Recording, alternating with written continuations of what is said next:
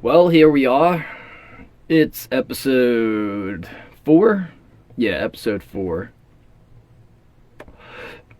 So, I have guests lined up. I have some people that I will be talking to sometime soon.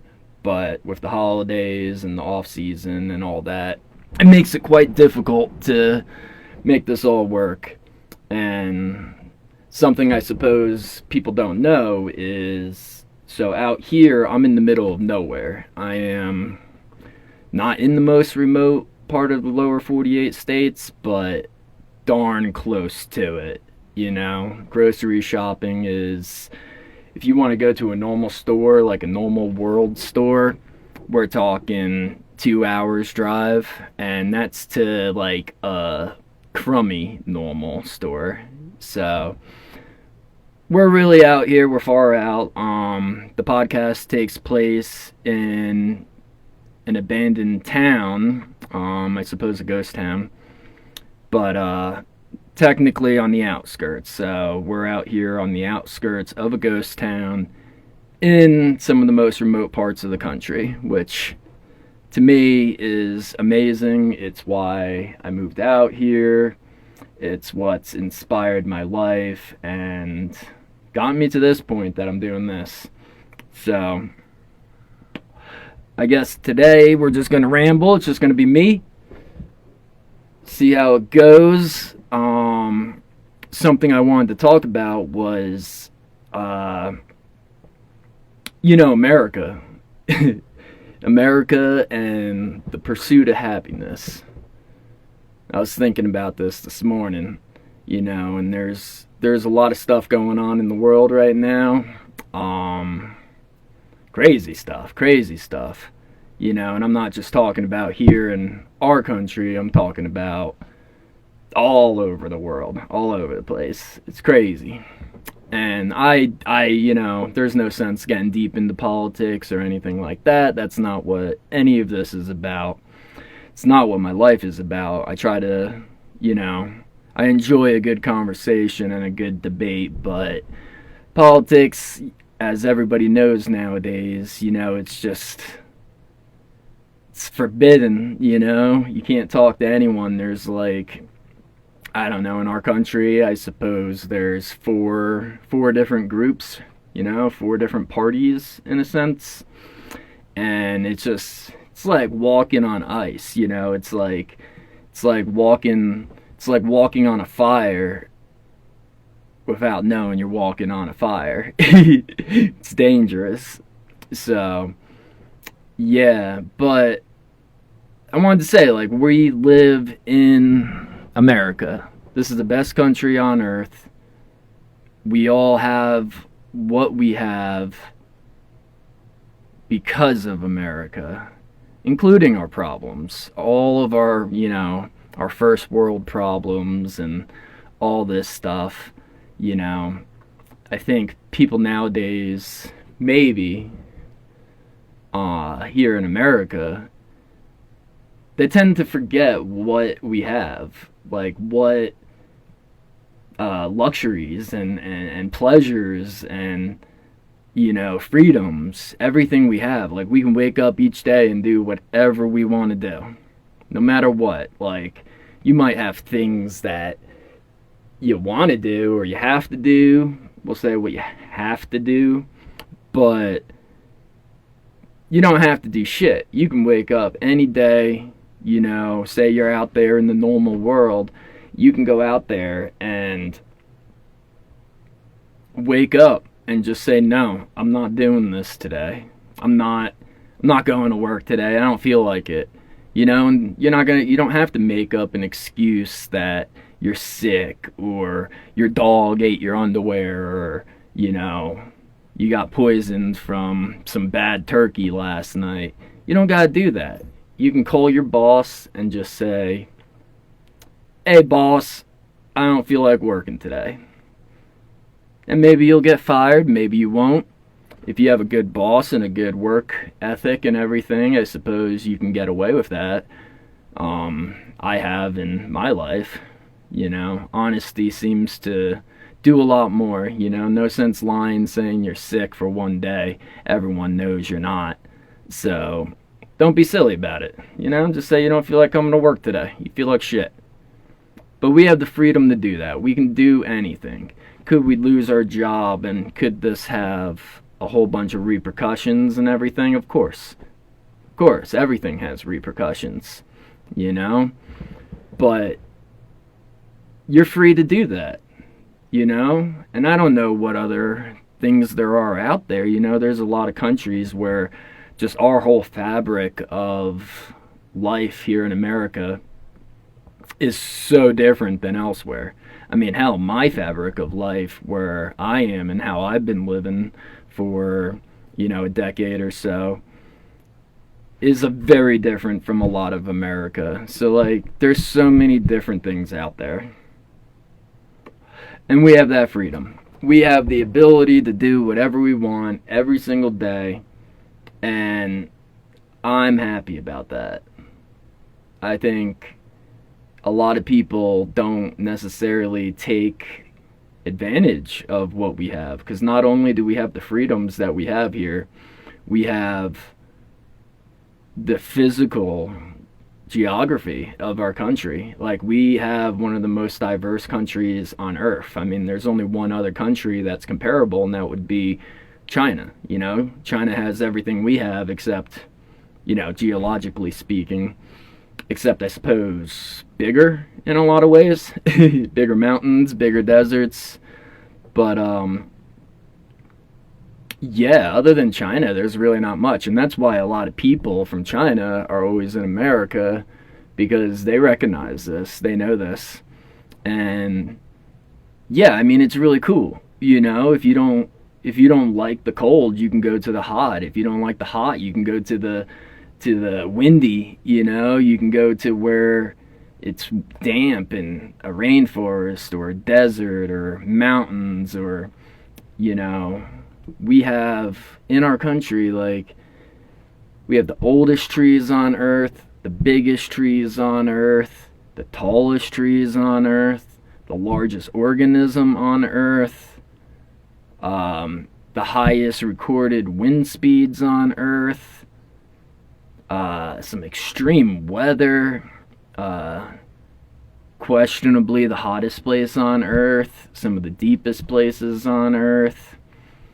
It's just, we hold so many records. One of the biggest temperate rainforests on earth. It's amazing. And we don't have to leave our country in order to, move and kind of move to a different country, because going from where I grew up in New Jersey, and then you move out to somewhere like Alabama, that's a very different place.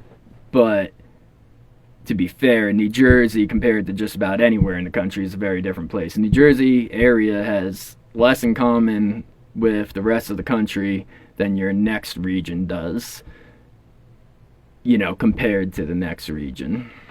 It's just crazy.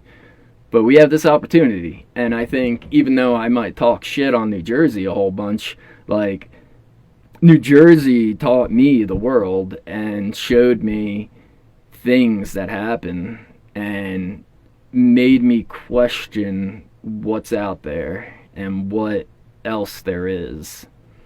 And something I always say, back in New Jersey years ago, before I moved out here in 2013, 2014, something like that, if you sat in your car at the grocery store and you were there for, a couple minutes just doing whatever you do in your car when you're on the phone, the police would show up. If you're sitting in a park, sitting in your car, the police would show up. You just get constantly harassed, and rules everywhere, and signs that say no this and no that.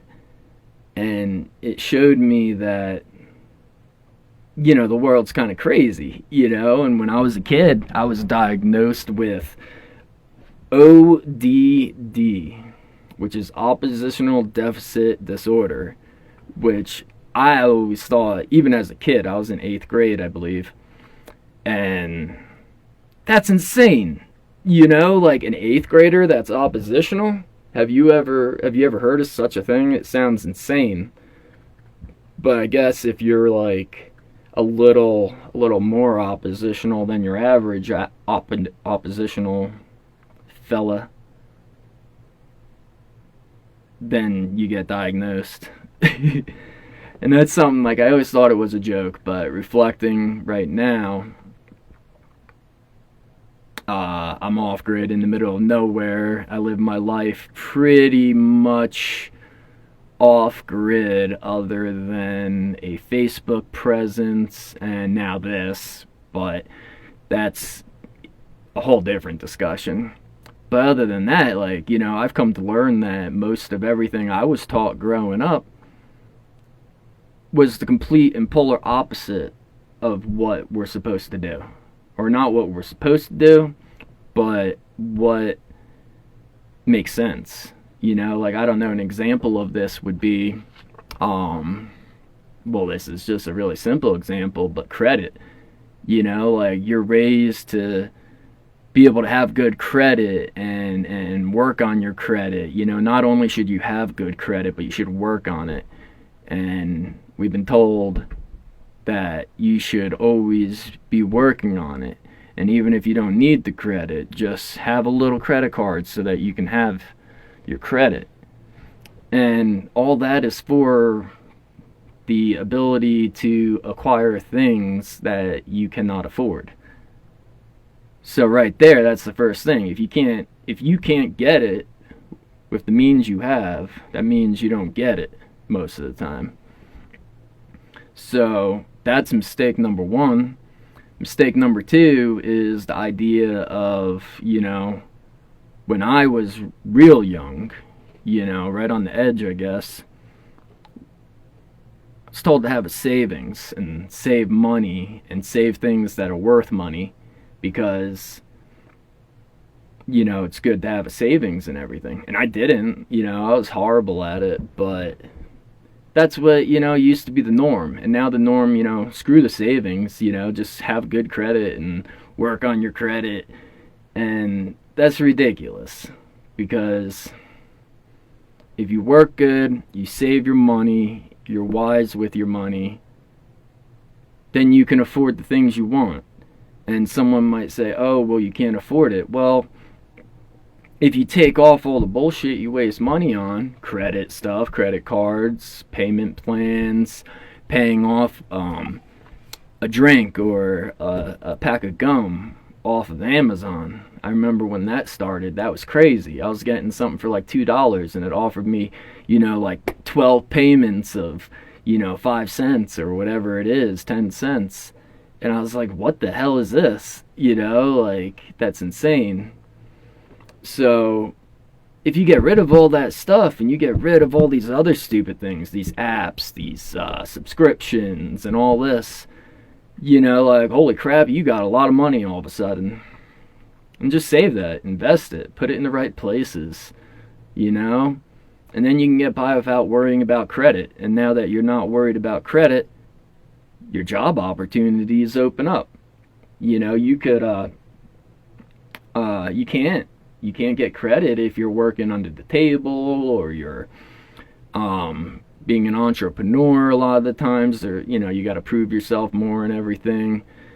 But if you're not worried about credit, now you can work any job you damn well please. You can, I have a buddy who he has money, he has a savings, he wants to buy some land, but he's not ready, and he can't take a year off of work because if he needs a mortgage or something, because he wants to buy land pretty soon, and he's not sure if he'll be able to pay for it outright or he'll have to get a mortgage. But he can't take a year off of work for any reason other than the fact that it will put his chances of getting a mortgage in jeopardy because of inconsistent employment. Even though he has the money, he has all this. So that's holding him back from being able to live his life. He's worked hard enough that he could sit on his butt. Well, he wouldn't sit on his butt for a year, but travel and explore. And that's just crazy. That's just crazy. So yeah, like, we live in this world where there's a lot of things that are just the opposite of what they should be. And that was just one example. I know there's a lot more. Um, like, this is stupid. No loitering. No loitering. Now I get why they put those signs up. They're up because, people are getting into trouble and mischief, and they're selling drugs or petting dogs that don't want to be pet or something, petting cats, like, in populated places, people are scared, because there are dangerous people around. There are people that are going to come up and try to pet your dog or pet your cat, and you don't want them to. And you might not even have a dog or a cat, so now you're wondering what's going on with this person. Are they crazy? Are they insane? And they probably are, because there's a lot of crazy people out there. And when you're living in these confines of populated areas and cities, like, even your sanest person starts going a little cuckoo, because it's a lot to take in. It's a lot to bear. It's like trying to push 2 grocery carts through a busy grocery store on Thanksgiving or the day before Thanksgiving. It's just, it's impossible. Like, you're going to get there, you're going to do it, but everything's going to be fucked up. Everything's going to be messed up. You're going to miss things, forget stuff. Something fell out of the cart. You bumped into people, pissed them off, took forever. Like, there's a lot of things that can happen. And I think that's what living in the city really is. It's like pushing 2 grocery carts through a supermarket the day before Thanksgiving. And that's tough. So, like, but, like, no loitering, like, so it makes sense and everything. But what's, like, the idea of that? Like, you got a little strip mall, a little bodega or 7-Eleven, and a pizza place and a check cashing store and whatever else. Like, standing in front of that store, if you're not looking at it through the eyes of the law, the man, it's like you're just hanging out. You're being part of the community.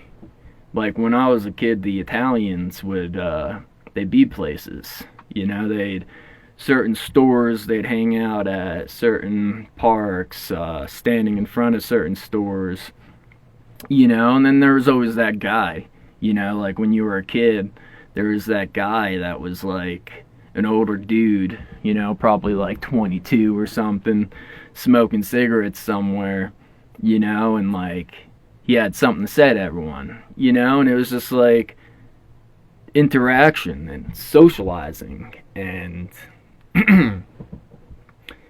just being human. So it could be anything, but you tell people they can't loiter in front of the store, now they're not gonna meet people. They're gonna be even more confined to the fact that you're in your private car going to the store, and that transition from your car to the store must be quick and efficient. Do not look any way. It's like being a criminal walked. When you get in trouble, you walk past the press, and you don't want to look at them so that they get a good picture or a bad picture. And it's kind of like that, like, if you stop and you loiter, you might get in trouble. So, I don't know. It's crazy. It's crazy stuff. So, that's the thing, we live in America, and you can leave that. You can go somewhere else. You can move if you don't like that. I didn't like that, so I moved to where it's not like that. And that's the beauty of our country. And a lot of people seem to have problems with our country, and don't like this or don't like that. And it's like, I don't like a lot of things that occur in our country.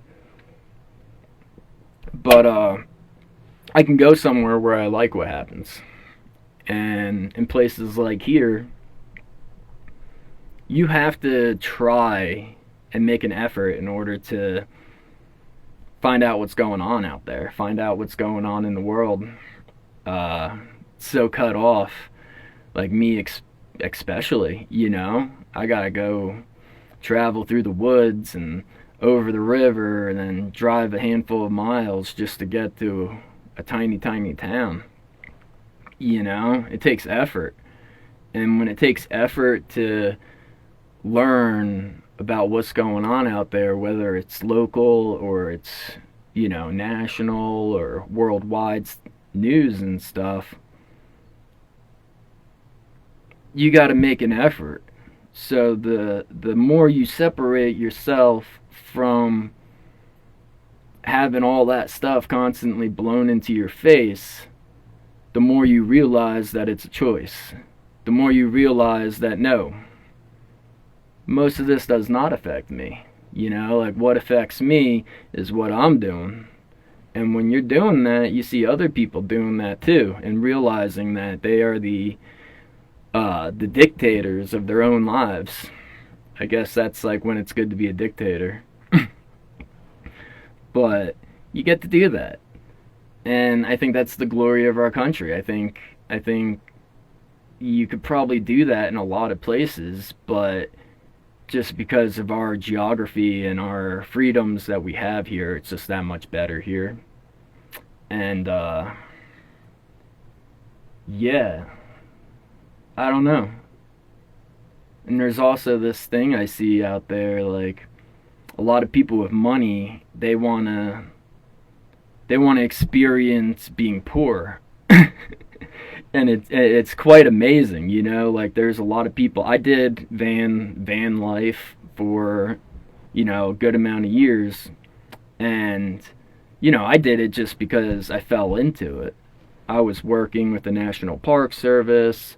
I was working 9 days on, 5 days off, and it was many hours from a normal place. That was like anywhere from 4 to 5 hours to the nearest normal-ish town.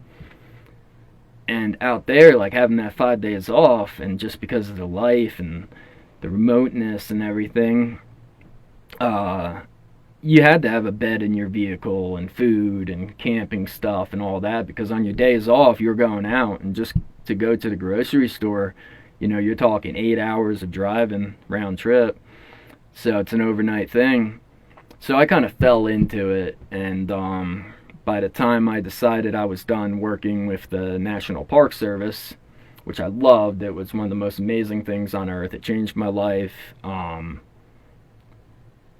It showed me things. It just opened my eyes. It was incredible. It's something that can't be explained. It can only be shown. But I'd say it's like, you know, as profound as maybe the first time you had sex, or the first time, yeah, I don't know. That it's just something where you're like, whoa, you know, like a big reality check, smack in the face of, hey, this is something, you know. So that was amazing with the Park Service. But eventually I was done with it. I was done with it. So from there I went into just full-time van life. And, you know, once again, I didn't plan it. I didn't know it. I didn't even know it was a thing, because once again, how remote I was. And I was, you know, very much off my phone and out of the loop. You know, I've always said I'm like 10 years at least behind on movies and music. But I've been saying that for like a long time, so it's probably like 15 or 20 years behind at this point. 20 years is probably on point. 2005. That would be the downfall of Korn, and Five Finger Death Punch was just becoming big before they turned into crap. Yeah, that's wild. But Yeah, rich people wanna they wanna do van life. You know, they buy these $100,000 vans to experience being poor. Same for camping. Same for living off grid. Like the amount of people that are doing the off grid lifestyle are financially well off. I mean, I can speak from my own personal observations, and yeah, just about everyone I know that's off grid is very financially well off. So it's just a crazy it's a crazy thing. Like we're at a state of we have so much, we have it so good that now the wealthy people they have everything they want because even the people that aren't wealthy have the ability to have just about anything they want. So yeah, now everyone just wants to be poor. So I think it's amazing, and the amount of people that they're like, oh, how do you do this? Blah blah blah blah blah. It's cost a lot of money to do this and do that, and I tell these people, I'm like, yeah, if you're crazy, like I don't know how to explain it, but I've done the stuff I've done out of necessity, so it's very different. And I'm frugal, and I have my own personal medical problems with my back, so I have to come up with clever ways to resolve things so that I can keep on going. I can't work a 40-hour a week job with my back the way it is, but I work, I take care of myself, I make decent money when I do work. But yeah, just doing it all on being frugal, being cheap, trying to take matters into my own hands, fix my own stuff and make my own stuff, because that's where most people's money goes to, is paying other people to fix to run their lives, essentially. Like your average American has like what I'd say like definitely numerous servants throughout the day. Like I always thought it was weird to go to a restaurant and have my server bring me my food. Like I understand how it all works, but they're still called a server, which is a servant. And that's what it is. That's why that's what they're called, because that's what it is. And I always thought that was weird. And yeah, nowadays like they have that the door thing, the DoorDash, and whatever else there is, I don't know. Amazon drone deliveries, whatever things, and then you have the people at the food place that you go to during the day. Someone comes and fixes something for you. If you live in New Jersey, for example, someone pumps your gas. Like your whole day is just filled with servants all over the place, and it's wild. It's wild. It's crazy. And if you don't pay all those people and you do this stuff on your own, you get to this point where it's like, well, I don't have enough time to do all this stuff. So then you get to make the choice. Do you pay people to do all this stuff since you don't have the time? Or do you realize you don't have the time because you work too much, but you're working so much to be able to pay all these servants?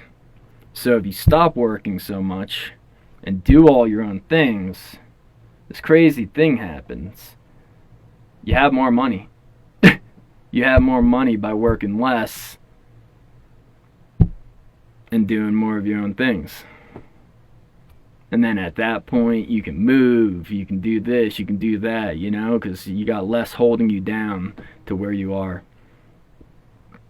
So, I don't know, that's a thought. But America's cool. I like America. Am I worried about the future of America? Hell yeah. I've been worried about the future of America solidly since the day I decided to leave and move out here. This place is, it's a wild ride, and it's not only America, it's the whole world. Like I got to grow up right when, AOL was starting to show up, and right before the internet took over, and luckily my family was poor, so we were set back years from the norm, I suppose. And yeah, the transition's wild, The world has changed. We all knew it was going to change. And it was such an unknown. Like, nobody back in the 90s could have guessed the makeup of the world today and the makeup of the world's problems. It's just, how could they? So today we're at an age where it's like, your political stuff aside and all that, forget all the political crap. Forget sides, forget presidents, forget leaders and all that. Like, just forget about it. Let's just look at things logically. And look at America.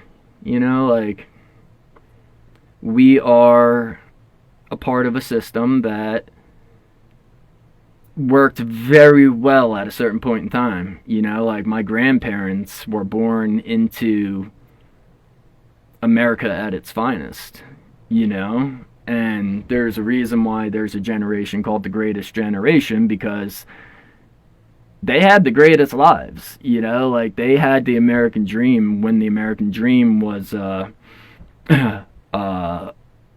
I don't know, stepped on and cut, if you put it into like selling drugs, because the American dream was solid in the 50s, and then they started stepping on it and cutting it with a whole bunch of other things, and it became junk.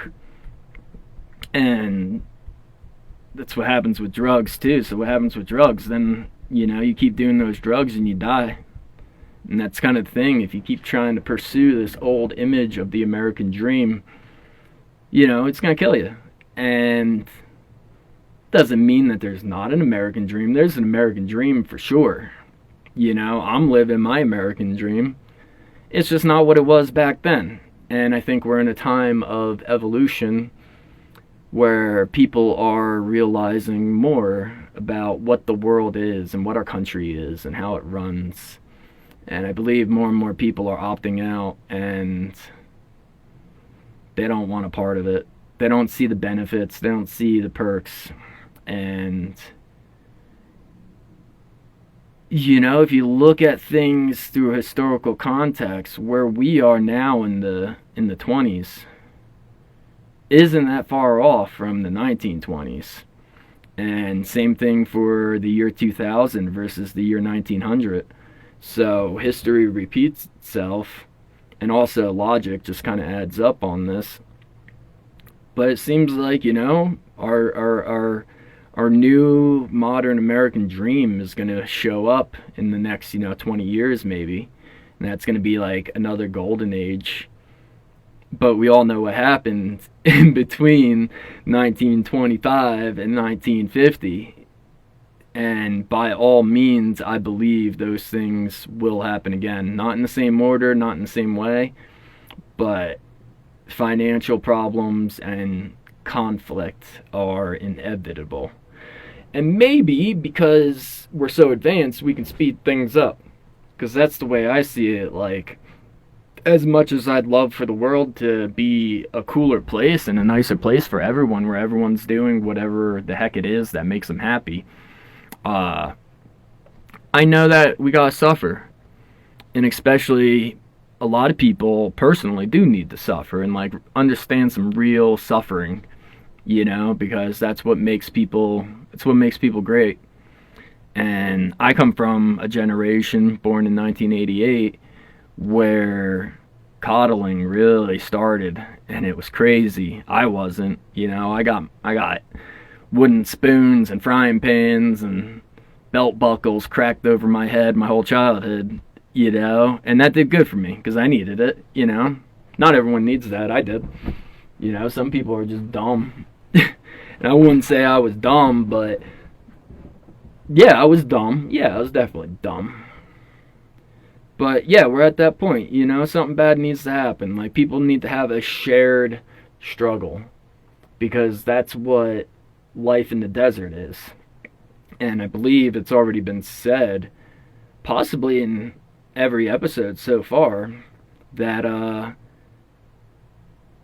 trauma bonding, like living in the desert and going through the strife and learning how to not die. If you do that with people, or if you're around people that have done that, there's a certain bond that's built immediately and brings people together. And I think that's why out here, the political divide, there is a strong political divide, but it's not hostile. It's not to the point that, like, a super right and a super left won't talk. They still talk. Now how much value is in what they're talking about, and how, sincere it is, who knows, but they talk. And I think that's because, like, whether you're an adventurer or an explorer or a redneck or a cowboy or anything, like, there's a shared trauma when it's 110 degrees out and it's been hot and you're depleted and it's just hot. Like, every single person you see is sharing that experience with you. So I think the desert kind of, like, even though it's a desert and it's deserted, it unifies. And this can be said for a lot of things, but when it's an environment, it's pretty cool, because that's out of the control. Like, you can't just change the environment. You can change your work environment or this or that, but the actual environment, you can't. Even though humans like to try, but that never seems to work out quite well. But yeah, so I think there's gonna be a time period of some chaos, and it's crazy and all that, but I really do think things will end up being really good, very different, but really good. And yeah, what happens in between now and then is just sit back and eat some popcorn. Like, luckily we're not going to get invaded, like, where America is geographically solid, like, we don't have to worry about invasion, so, and the guns, of course. So that's something unique to us, that as the world crumbles around us, and as our American world maybe crumbles around us, we don't have to worry about getting killed. We can sit back and eat some popcorn, and just wait it out, see what happens. And I think that's really cool. And that's a freedom that's not even described in our Constitution or anything like that. That's just like the freedom that the geography gives us. So, quite remarkable. And yeah, I guess I'll touch on it. If you don't like who's leading our country, do something about it. What I do about it is I don't give someone else the power to control my life. Like, obviously there's things that, I can and cannot do, but moral law beats out any other law, because moral law will be justified and confirmed or affirmed by your peers. Like, say there's a really bad person that's done some really bad things, like the worst kind of things. If somebody goes and deals with that person, no one's gonna go run and tattletale. Like, the chances that you get caught are probably pretty high, because if you opened your mouth about it, yeah, it's pretty high. But morally speaking, nobody's gonna be upset.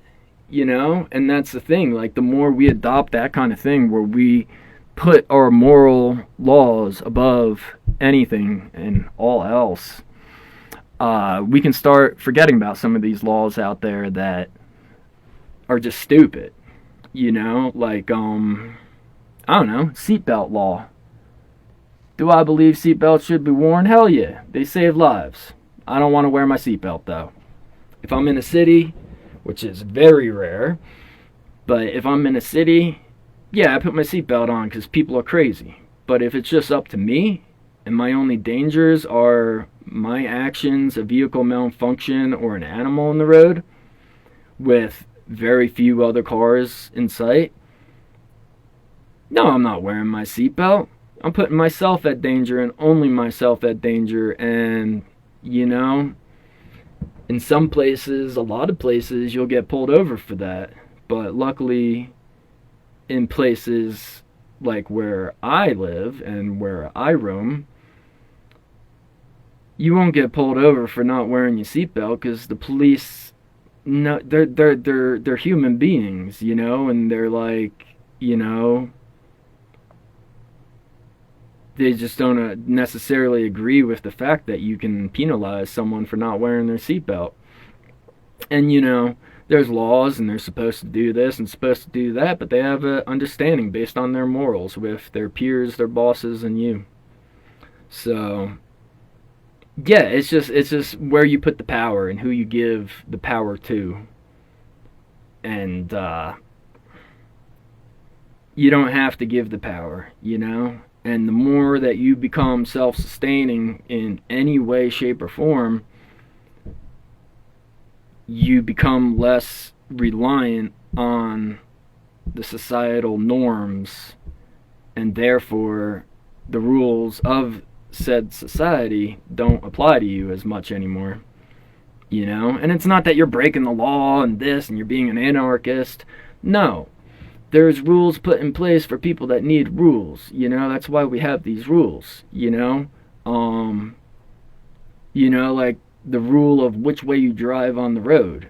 That's a rule because, like, imagine if that wasn't a rule and people could just drive the wrong way down the road. That'd be ridiculous. So there's a lot of things like that, and we need them. But if you can become self-sufficient, self-reliant, moral, or work towards it, pursue that, things fall into your hands a lot more, and you can kind of just like ignore the rest. And I believe the more people do this, the more that will become normal. Like, if you talk about politics and you want to change things, like, nothing's going to change. Nothing has changed in my lifetime. The same background actions and program that our country runs off of has been identical from the mid-90s, when I became aware of the world in any way, to now. It's literally the same exact thing every single year, no matter who's in charge. So, don't give them that power. And you might think, it's hard or whatever, but the more people that don't give that power, the more they lose that power, and the more something else can happen. And it's a continuous cycle, like, say everything works out and, like, we get leadership in our country where, like, there's no taxes mostly, and everyone has what they need, and top-notch education and health care and all that, like it used to be, instead of us being on par with third world countries nowadays. We'll get back to that, and then life will be good again, and then we'll screw it all up because life's too good. The downfall of every society is when life becomes so good that they become bored and start doing crazy things, whether it's conquering the world or overspending or sexual deviance. Like, I think of the Romans and I think of naked men because they have all their statues they left behind, Rome or Greek, whichever one it was. But, like, they did so good and all that, and then they got to the point that one of their lasting legacies, other than democracy and architecture, amazing architecture, is naked men.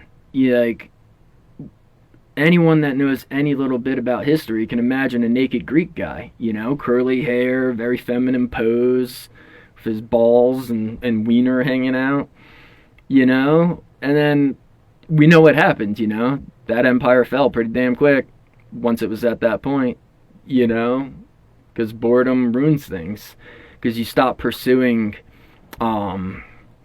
personal happiness. If you're trying to find happiness outside of yourself, you get into all that stuff.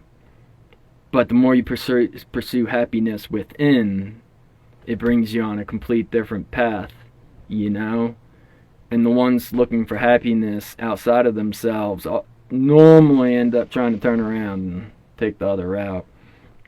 So yeah, I think change is very much possible. It's just a matter of leading by example, and however you do it, Just being an entrepreneur is, a big part of it, But just do it. Just do it. Show others that it can be done. And if anyone ever asks you for insight or advice, if you have something to give, don't tell them there's one way to do things, Tell them this is how I did whatever the heck I'm doing, but this is how so-and-so did what they're doing, and so-and-so did what they're doing. Because there's a million different ways to do things instead of just one way. So, yeah. That's how I feel about the world. That's how I feel about America. It's a great place, and I think we need to take advantage of it. And a big part of my podcast here, I wanna bring people together. I wanna talk with people before we judge. Because we're humans and we all judge, and you can judge. It's a matter of what you do with those judgments that makes a difference. But most people have really good qualities about them, and I think it's important to hear them out and look for the good instead of the bad or what you disagree with. Because we all have things in common. We're all human. We all got 2 legs, 2 arms, 2 eyes, 1 nose, 1 mouth. Good thing we only have 1 mouth, because holy shit, what if we had 2 mouths? That'd be insane. That'd be wild. That'd be double trouble. We wouldn't want that. But we got a lot in common. So my goal is I want to do this. I want to share my personal experiences that I have throughout my life with people out there. And these conversations and everything, for the most part, are a mirror image to what my interactions are like outside of this camera stuff and everything. Because I'm a talker. I don't judge. I don't hold judgments or resentments. Not the right words. But you know what I mean. I'll talk to anyone, because I think we all got something to share, and we don't need to be best friends with each other, but I think it's really important for us to understand that we have a lot in common, and we share a lot of the same desires and morals and all this stuff with our fellow man and woman and cat and dog. Look at the dog world. Some people say that they can be awfully primitive, like a dog sitting there eating his food, and another dog comes up and starts sniffing around his food. So that dog starts growling and he's ready to bite that guy, he's ready to bite him, and yeah, that's how we should be, I should be able to drink this drink here and not worry about all the stuff that's in there. Probably nothing good. I mean, the water is probably filtered water with no minerals in it, so I don't even think the water in this drink is good, and that's how I feel when I look at these ingredients, or I feel what I feel when I drink or eat certain things. I want to bite someone. You know, I want to bite that person that made this and put this stuff in here. You know, it's ridiculous because they're messing with my food, just like that other dog's messing with his food. You know, like that dog knows that food is how he stays alive, and he worked hard for that food, just like I worked hard for this. You know, and I can't go bite Pepsi or whoever makes this. You know, I'd love to. You know, which yeah, I'd love to. I'd love to have them face some immediate consequences of their actions, but we don't live in a world where that's okay. But we used to. We used to live in a world that if someone poisoned you, you could react to that and something would be done about that. But nowadays we don't. And I think that's the thing. We got to realize our power and realize that we have control and that we can change things or we can abandon things, because that's the best way a lot of the time, is to not partake in things that we don't agree with, if we have the ability. And yeah, it's just the whole don't give them the power. So I've looked up how to make these things on my own. Haven't done it, but I've looked it up, and it's like I make my own cigarettes. Still a lot of parts of it that are coming from somewhere else, but at least I cut out a couple steps. I cut out some of that added toxic stuff that they put in, and taxation and greed and poison. I took some of that out. And I think that's important, like that's how change happens. Because at the end of the day, we're in a capitalist country, and it's supply and demand, So if everyone demands bags of tobacco instead of packs of cigarettes, things will change. And then it's a matter of making sure that you keep getting what you originally were getting. And don't let it slip up. Have no patience. Don't be so tolerant. It's like a weird little psyop type of thing, but tolerance, like people want to be so tolerant, and it's like, forget about what they're being tolerant about, but the word tolerant gives me goosebumps. I don't like that word. I don't tolerate shit. If I don't like it, I don't do it. And if I don't like what someone's doing, I tell them to stop or I leave. Like, don't tolerate shit. Don't be tolerant.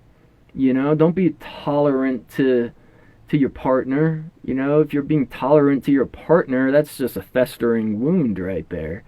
Don't be tolerant.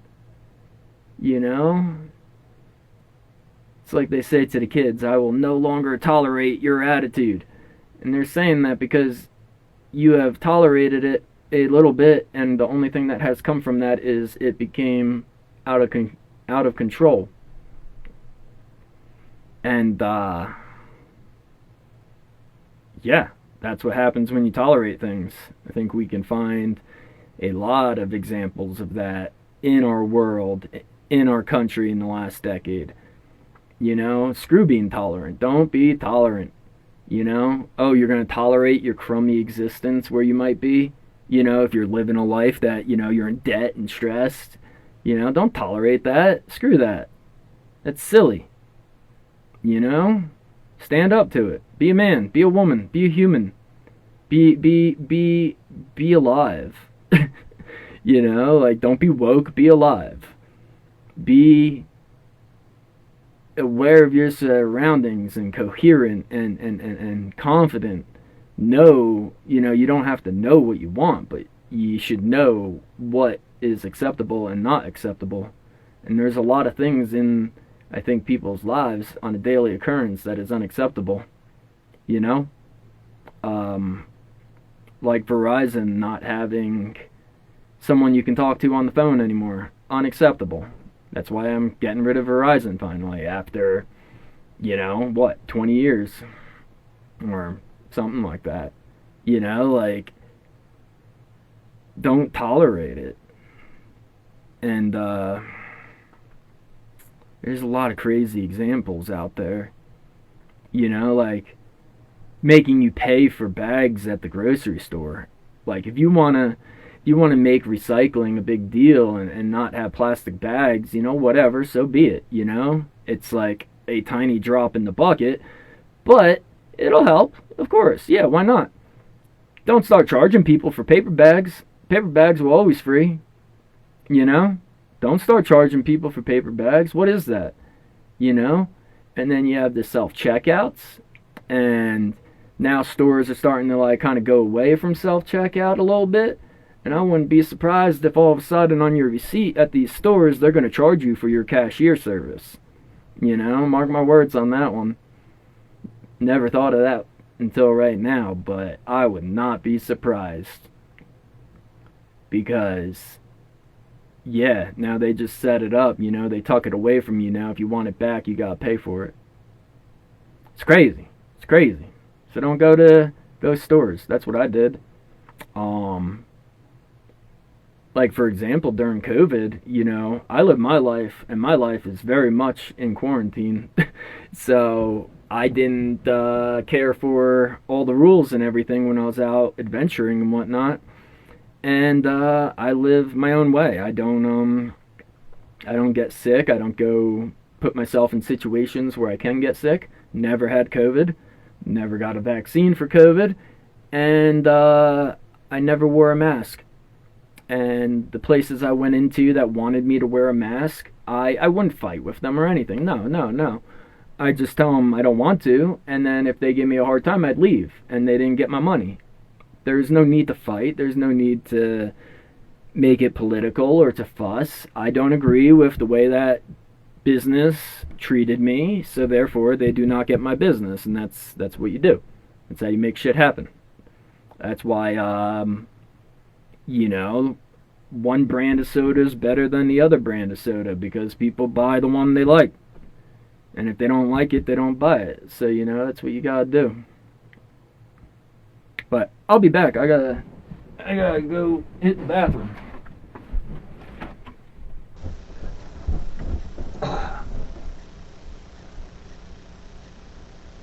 It's not cold out, but it's like damp out. So I had to load some more wood on the stove and take a leak. So, yeah, ultimately, I wanted to talk about freedom, America, the great country that we live in, and I firmly believe that we live in a great country. We are lucky to be here. Forget about all the nuances and bullshit because ultimately you can have more or less whatever you want wherever you are if you go about it within the confines of the rules of in which you live. So, I don't know. And I'll say that from my personal experience. I did the normal world. I did business. I did good in business. I would have done really good in business if I kept at it. But once I saw I was going to do good, I decided that that's not what I want.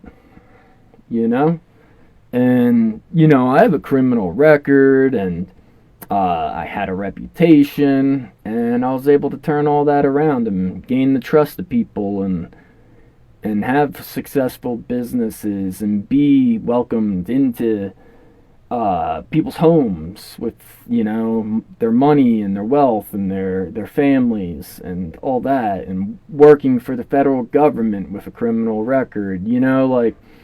I've always heard this thing about how, if you're a felon, you can't get a job. That was always bullshit to me, and through my experiences, I can proclaim confidently that is bullshit. You can get a job just about anywhere with a criminal record, with felonies. Now, of course, the type of felonies play a big part in that. But, you can. You can. And anyone telling you that you can't, like, don't work with them. I've had more than one job where they told me they don't hire anyone with a criminal record or don't hire people with felonies. And what happened? I got the job. And that's because I wanted the job. So therefore, I did what I had to do to make them want to hire me. And yeah, ultimately, something has always happened. So we'll talk about that. The first example I think of where I got a job as a felon, it's actually kind of crazy. So the first one, I worked for a guy that the owner of the electric company I worked for, he worked for the DEA. And this was when I was still using and I was an addict. I got clean in 2008, May 8th. But that was the first person I worked for that knew I had a criminal record, and I was engaging in criminal activities as I worked for this guy that, owned the company, but he also worked for the DEA. Never once had a problem. Never gave me shit. Never anything. And trust me, there was shit to be given. But then after that, after I got my life together and everything, I was in jail for a very short time, a couple months in New Jersey, which, definitely rough jails, compared to most other places. And then I was in a boot camp style rehab for 7 months after that. And, it was a whole crazy experience. The place was shut down for being inhumane since I left there, which is a shame because, yeah, it was a tough place and it was kind of demented, but, people need that. But anyway, so once I got home from all that, I started working at Five Guys Burgers and Fries. I never had a job like that before. I did trade work or physical labor or the Chinese place, Hunan Wok 28. Hunan Wok 28, best Chinese food on earth. But, yeah, I started working at Five Guys Burgers and Fries. I was completely clean and sober, no alcohol, no nothing. And I worked there, and I remember on the interview, the owner, because it was the first franchise in New Jersey, I believe, or at least that part of New Jersey, and he was very strict on everything. He wanted to do good. He wanted to succeed. And I remember when I went in for the interview, he was like, I was wearing cargo shorts and a wife beater. And, a bandana. I've always worn my bandanas. And I went in, and one of the first things he says is, "Oh, you come to an interview looking like this?" And I was like, I told him, I didn't think about it. I don't normally think about things because, I just don't. I just say what I want to say. But I told the guy, I was like, yeah, this is a burger joint. What do you expect me to come here wearing? And he was like, well, you could have put on like a nice shirt or something. And I was like, dude, it's a burger joint. So that was that. And he kind of looked at me kind of like, I'm an asshole or a punk kid or whatever. I was 21, I think. And yeah, we go through the interview and everything, and I apparently I win him over, and he's like talking about scheduling and stuff. And then one of the last questions is, he's like, do you have a criminal record? Or he looked at my application and saw that I wrote I did. And he's like, oh, that's going to be a problem. And I was like, what? And he's like, well, it says you have a criminal record. Do you have felonies or misdemeanors? And I was like, both. And I told him what the felonies were. Nothing violent, nothing serious, just, silly shit. And he acted like he wasn't going to hire me for a whopping 10 seconds, and then he was like, screw it, I'll hire you. So he hired me, and I got the job. I did good. I loved it. I rode my bike every day, 2 miles down there because I didn't have a license, listening to Atmosphere, the rapper, on my headphones, driving through busy New Jersey traffic on my bicycle. I loved it. It was amazing. I felt free because I wasn't free for 9 months previous to that. And great time, and I took on a managerial role just because that's what I do, like I stay busy and all this, and I like being efficient, so I just kind of did a lot more than what was expected of me. And I kind of became an unofficial manager. I had the keys to the store. I got to call the shots when things were busy. I helped people stay in order and everything. And then it turns out one week I was working. I was getting scheduled 40 hours every week, and then I'd take 10 to 15, 20 extra hours from other people because, I was freshly clean. I wanted to work. I wanted money, this, that, and the third. So I was just go, go, go.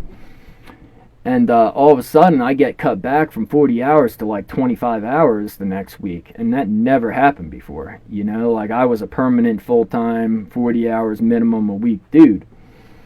So I talked to my boss, Greg, and I was like, hey, man, like, what's up with that? And he's like, oh, just, something happened and we just got to do this, this week. And I was like, okay. I wasn't too worried because I still worked my 50, 60 hours. I just took hours from other people. Because it's all kids, so, there's always someone willing to take a day off of work. And yeah, and then the next week comes, and I have like 18 hours, and I got pissed, I was like, no, like, what is this? What's going on here? Like my spidey senses were tingling. And, yeah, after a short argument, I got really pissed off because the boss was, being a dick about it. So I flipped out and I pulled a half baked on him. I'm standing by the burger grill kind of a little bit in the fry machine, and I'm like, you, and I shit you not, I picked up a burger and threw it at the MRFer and said, fuck you, I'm out. Grabbed the schedule, ripped it in half off the bulletin board, and I literally wiped my ass with it and threw it at him and left. So now we fast forward a little bit. Next thing I know, I'm being questioned by the police because somebody's been robbing Five Guys Burgers and Fries that works there, and they've been taking thousands of dollars for the last couple months. And all of a sudden, I started requesting less hours to work and then not showing up to work, and then I quit. From their perspective. So what ended up happening is old Greg, he knew my criminal record, so he took advantage and he tried to frame me for stealing. I think it was like $30,000 or something. He tried to frame me for, and it didn't work because there's cameras, and I had no business where the money is, and I never, ever, ever was over there. So between them seeing me never there on camera and then seeing him on camera taking the money, that got resolved. So, that happens. And with the National Park Service, I had a great time. I worked for some parks that were really great. But eventually, my name and whatnot worked its way to a bad Park Service cop who, I'll get into this some other time, but he tried ruining my career, and ultimately he did, and giving me silly tickets, harassing me, stalking me, which I returned the favor to him because, if he's allowed to do it, I'm allowed to do it, so I made him feel pretty uncomfortable, I'll tell you that much. But, yeah, and then I had to go to court. I represented myself in court. I got all the footage and documents and all this stuff. And long story short, he had to call me up and apologize the day of court and tell me that all charges were dropped. But the damage was done. The law enforcement division threatened the maintenance department of the national park and told them that if they hire me, they're going to take away funding, because they have control over some of the maintenance funding, I believe. So, or they were going to give them a hard time. It was one or the other, or a combination of the two, because law enforcement always kind of messed with maintenance, because maintenance was always, less honorable people, I suppose. But yeah, so I was up for a permanent job. I was working full-time year-round for a handful of years, but I was going to get permanent status, and because of that whole thing, the maintenance boss didn't want to jeopardize his work environment. He had a shortish amount of time towards retirement, and he didn't want no headaches. So he looked out for himself and for his employees and told me that he's not going to hire me. So what's that taught me? As a felon, I can get a job anywhere I want, but there will always be that person that tries to rain on your parade. And that happens in life too, so it's like it's really not all that different. But you can do whatever you want to do.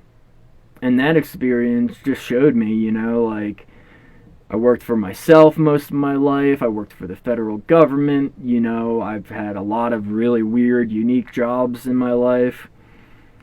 And at the end of the day, just working for yourself is like the best thing you could possibly do.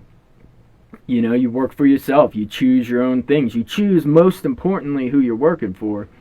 You only work for people that are respectful people and appreciate what you're doing. If they don't, then you shouldn't be working there. And when you're working for yourself, you have the ability to do that. So to tie it all back again, it's just what I said. We have freedom. We have a lot of freedom. It's just a matter of whether you want to take advantage of it or not. So, yeah. I guess that's enough of my rambling. Next episode, I have 1, 2, 3 in the works right now, and the next episode should be a pretty good one. And then Brandon will be back. Brandon's gonna be back recurring because he's my homie, and we have great conversation. But yeah, stay tuned. I hope. I don't know if I hope anyone made it to this point, but I hope I can have some success with this whole thing. I want to kind of make some bridges between people, help them realize the positives and what we agree with. And of course, if I can make some money off of this, it'd be great to, resolve some of the problems in life that are financial, permanently resolve them. But for now, it's just a fun thing. I've been having fun so far. Learning how to edit was a nightmare, but I'm still kind of getting used to everything. Working with the tools that I have, because I'm not one to invest a lot of money into things. A few $100 is the most I think you should invest into anything until you see returns. So that's kind of where I'm at right now. Plus, I just don't have money like that to go investing any large sums. So hopefully this is all a success, and I hope it does some good. And I hope it, honestly, I know it will enable me to have more fun conversations. So far, these conversations have been with people that I converse with already. So it's pretty nice, because it's kind of natural. But I hope to get random people. That's kind of my bigger goal, is just to have random people on. No one too crazy. Just people passing through, and just learn about our fellow man. That's what I enjoy in life. All these people I meet seem to keep in touch with me, want to keep in touch with me. With the YouTube videos that have been done about me, there's millions of people that are interested in shit that I do. So I'm just kind of figuring, just once again, just mirror my normal life and put it on some camera and see what happens. So yeah, stay tuned. I hope this works. I hope it's enjoyable, and I hope this wasn't too much to take. It's just me rambling, but I think it's important to ramble sometimes, get some thoughts out, and think, and kind of heat up the brain a little bit to burn off some of that haze so that maybe you can see clearly. All right. Till next time.